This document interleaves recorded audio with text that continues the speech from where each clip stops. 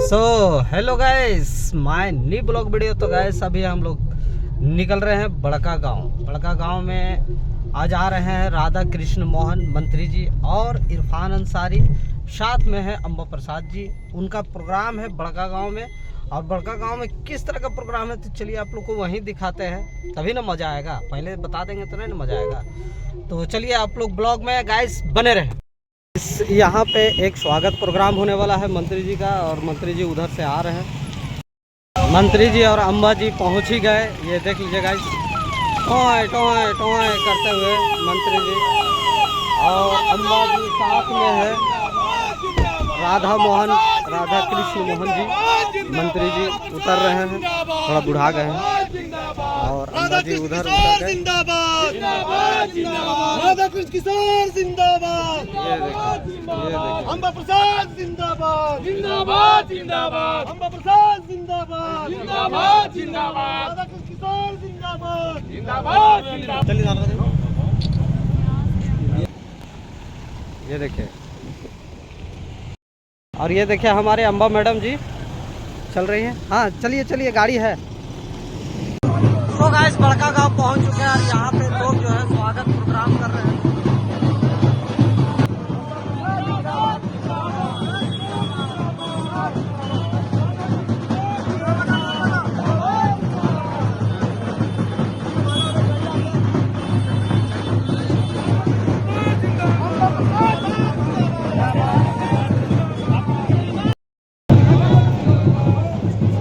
Congress party जिंदाबाद।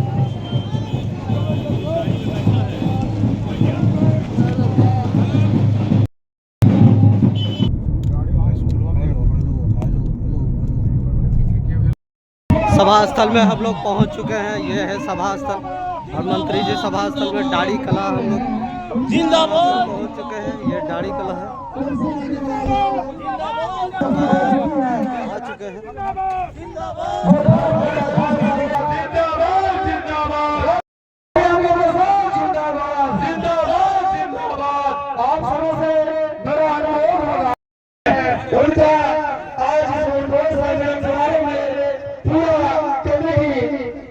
उनका स्वागत करते हैं। आप सबों से अनुरोध है कि आप अपने अपने स्थान पर बैठ जाएं। क्या सभी आकर खड़े हो जाएं, कमेटी के सुचारू रूप से चल सके।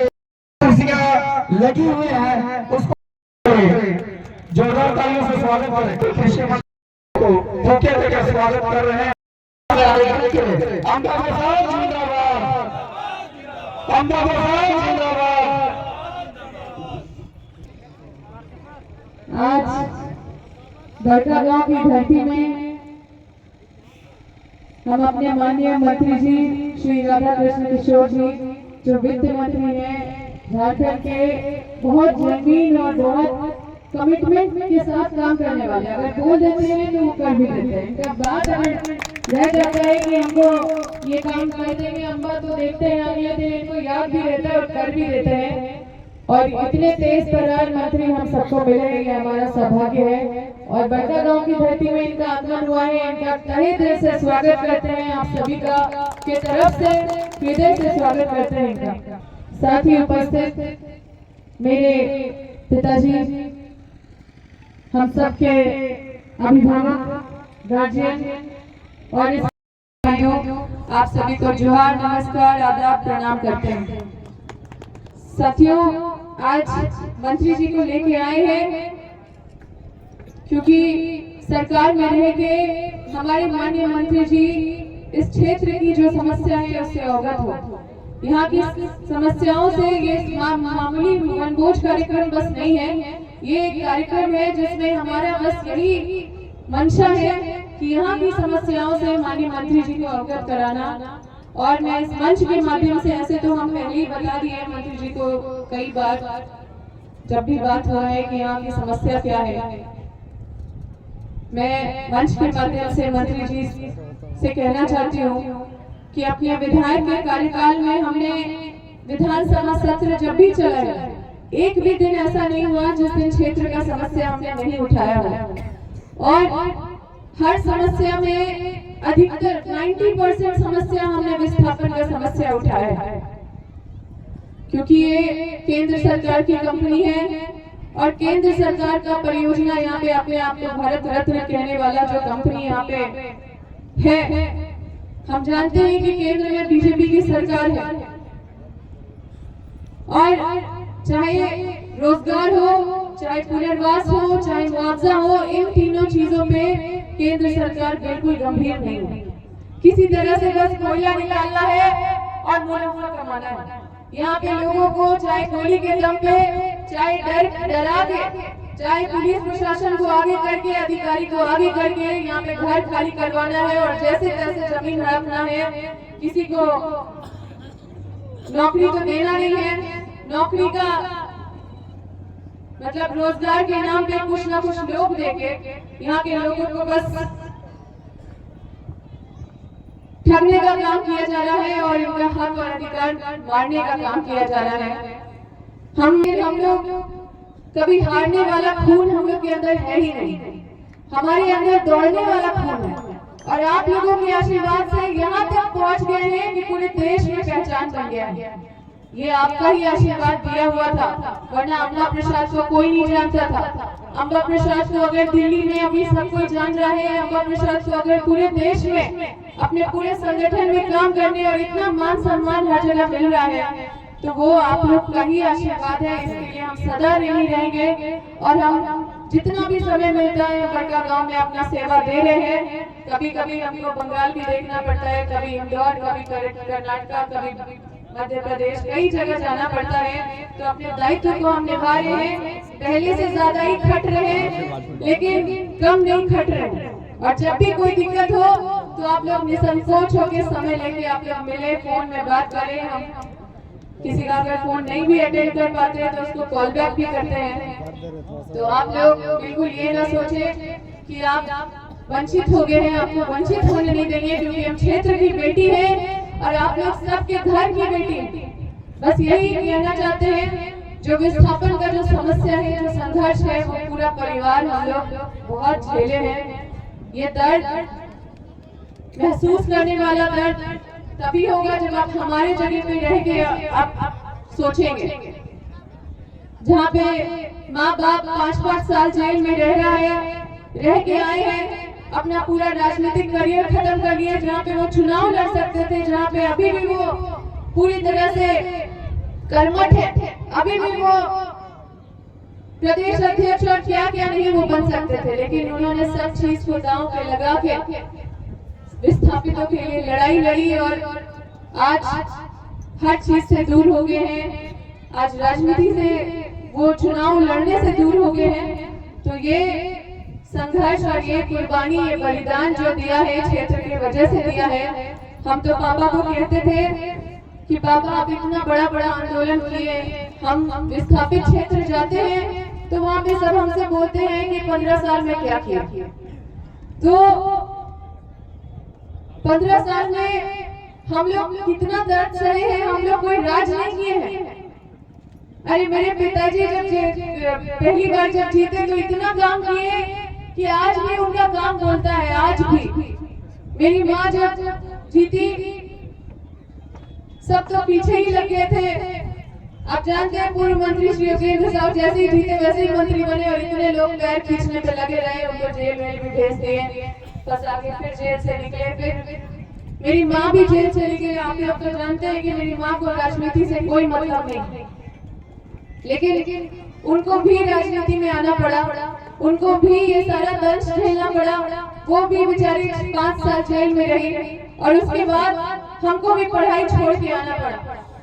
हम कोई बेरोजगार नहीं बैठे हुए थे साथियों, हम अपना IAS का प्रीलिम्स क्वालिफाई कर लिए थे और मेरा क्वालिफिकेशन आप निकाल के देख लीजिए। हम किसी भी क्षेत्र में आज भी मेरा आत्मविश्वास है कि हम किसी भी क्षेत्र में हम अच्छा कर सकते हैं, क्योंकि हम मेहनती हैं। हम मेहनत करके हम जानते हैं कि बस मेहनत करना होता है और मेहनत हम क्षेत्र में भी करते थे, मेहनत हम एक स्टूडेंट, एक विद्यार्थी के तौर पे भी करते थे। लेकिन जब हमको आप लोगों ने दायित्व दिया तो हम यहाँ पे अपना पूरा खून पसीना लगाए और क्षेत्र को सींचने में लगे। जितने भी विधायक रहे मेरे कार्यकाल में सबसे ज्यादा घूमने वाली विधायक क्षेत्र में, सबसे ज्यादा विकास का योजना क्षेत्र में लाने वाली विधायक के नाम से जाना जाता था। लेकिन अपनी कमी को अभी भी ढूंढ रहे हैं और जो भी कमी मेरे से हुआ है उसको हम दूर करेंगे, क्योंकि हम लोग आप लोग के हैं और आप लोग मेरे हैं, हम लोग अलग हो नहीं सकते हैं और हम लोग को इतिहास लिखना है। हम लोग यहाँ पे विधायक बनने नहीं आए, हम लोग इतिहास लिखने आए हैं। और यहाँ पे क्योंकि मंत्री जी हैं, मैं चाहूंगी मंत्री जी 2 मिनट अब इस क्षेत्र की समस्या को से अवगत हो जाए। सबसे पहले तो आपको मैं बता देती हूँ कि रोजगार, पुनर्वास और मुआवजा, इस सबसे संबंधित कोई रुचि या कोई भी ध्यान न केंद्र सरकार को है न कंपनी को है। ये 3 सब्जेक्ट सबसे जरूरी है, रोजगार, पुनर्वास और मुआवजा। ये तीनों चीज और कुछ लोगों को अपने पक्ष में कुछ लालच देके उनको कर दिया जाता है कि आगे आप लोग को हमेशा देखते रहेंगे, जिसको कुछ पैसा दिया जाता है और बाद में जब काम बन जाता है तो उनको भी लात मार दिया जाता है।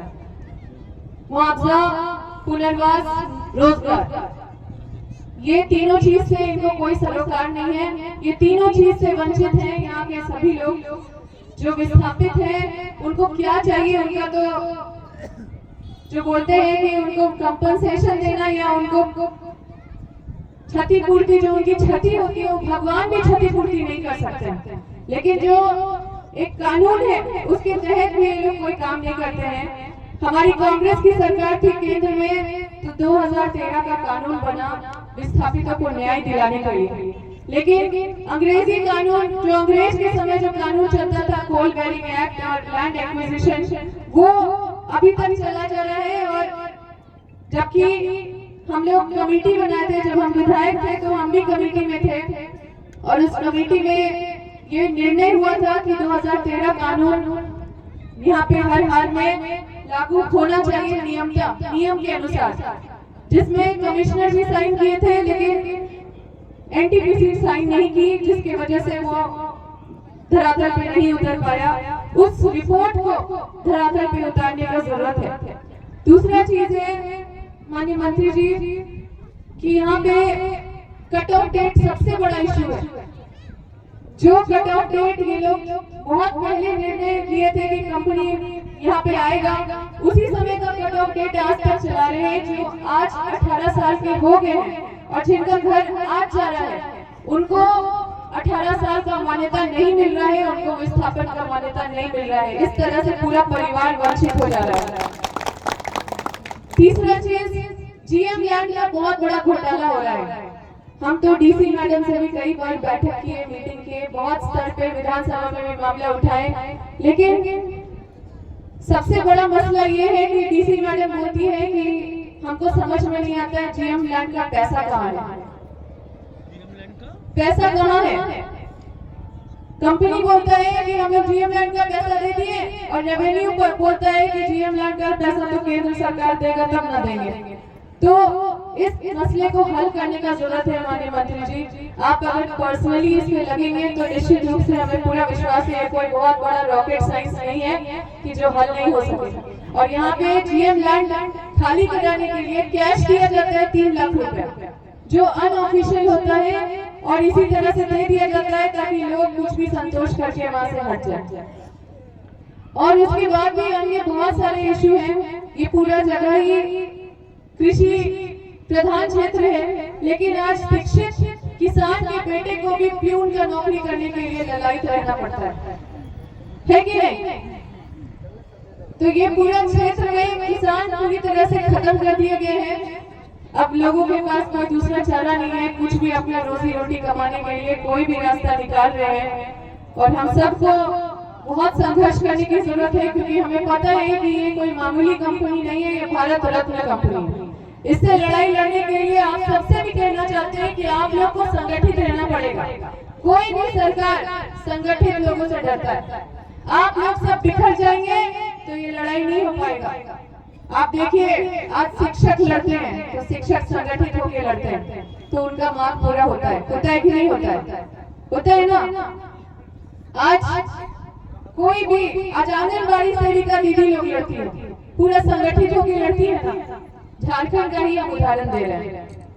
तो संगठित होकर लड़ती है तो उनका काम पूरा होता है। आज आपके जैसे लाखों नहीं करोड़ों लोग हैं जो पूरा दर्द झेल रहे हैं।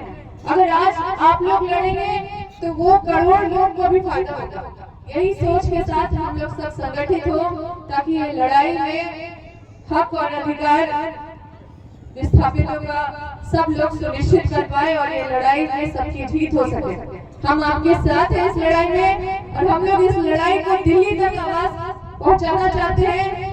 और ये लड़ाई कोई मामूली लड़ाई नहीं है, ये लड़ाई ऐसी लड़ाई है, हमारा तो पूरे झारखंड में हमको लगता है कि 50% से ज्यादा लोग जितना पॉपुलेशन है, कहीं माइका का विस्थापन हो रहा है, इससे माइका से विस्थापित हो रहे हैं लोग, कहीं कोयला से विस्थापित हो रहे हैं, कई तरह के माइंस और मिनरल्स खोले जा रहे हैं पूरे झारखंड में, लेकिन सब जगह विस्थापितों के साथ यही हो रहा है। और हम लोग का लड़ाई यहाँ से जारी होगा और हम लोग इस लड़ाई को हर हाल में जब तक नहीं जीतेंगे तब तक संघर्ष करते रहेंगे। ये मेरा संकल्प है आप लोगों से, ये मेरा वादा है आप लोगों से।